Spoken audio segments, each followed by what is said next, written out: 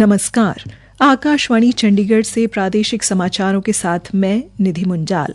प्रधानमंत्री नरेंद्र मोदी ने आज नई दिल्ली में परीक्षा पे चर्चा कार्यक्रम में स्कूली छात्रों, शिक्षकों और अभिभावकों के साथ संवाद किया।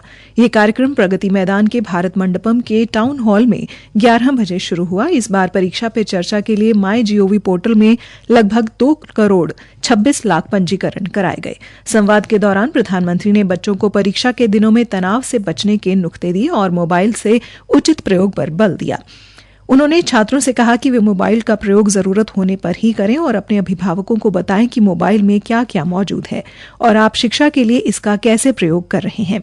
श्री मोदी ने कहा कि घर में एक नो गैजेट जोन बनाने की सलाह दी, जहां परिवार के सभी सदस्य आपस में संवाद कर सकें। इस दौरान उन्होंने देश भर के छात्रों द्वारा पूछे गए विभिन्न प्रश्नों का उत्तर भी दिया।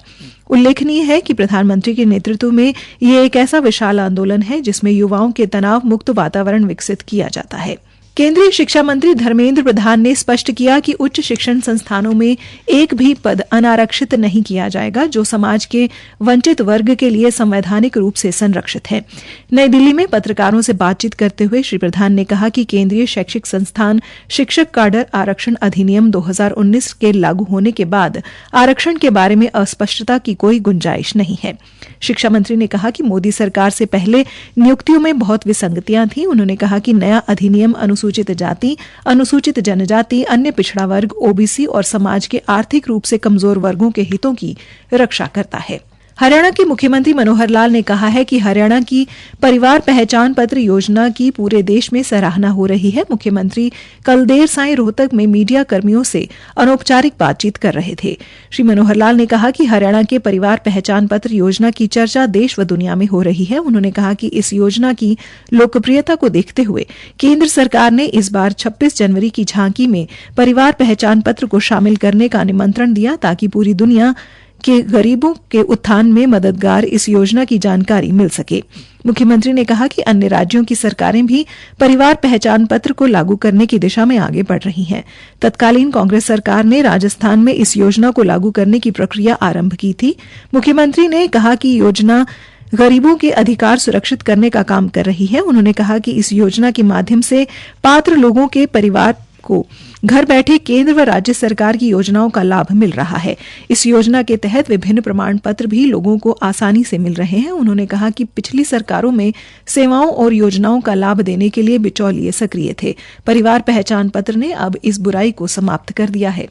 सौर ऊर्जा के महत्व का जिक्र करते हुए मुख्यमंत्री ने कहा कि सौर ऊर्जा के अधिक प्रयोग से हमें ताप ऊर्जा से छुटकारा मिल पाएगा।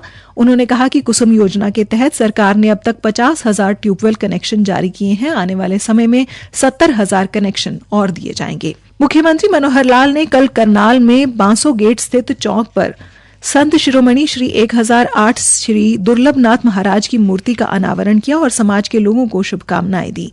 इस मौके पर मुख्यमंत्री ने कार्यक्रम में उपस्थित जनसमूह को संबोधित करते हुए कहा कि हम सब संतों की बात का अनुसरण करके अपने जीवन में बड़ा बदलाव ला सकते हैं और एक अच्छा इंसान बन सकते हैं।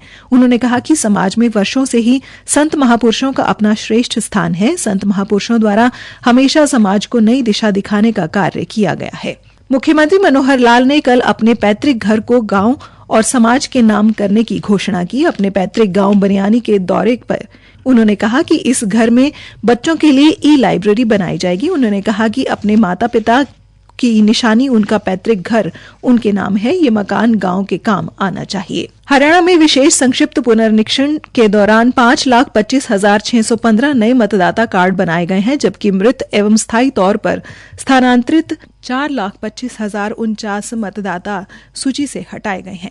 हरियाणा के मुख्य निर्वाचन अधिकारी अनुराग अग्रवाल ने ये जानकारी देते हुए बताया कि भारत निर्वाचन आयोग द्वारा जारी कार्यक्रम में अनुसार हरियाणा के सभी 90 विधानसभा हलकों में गत वर्ष 27 अक्टूबर को मतदाता सूचियों का प्रारंभिक प्रकाशन किया गया था।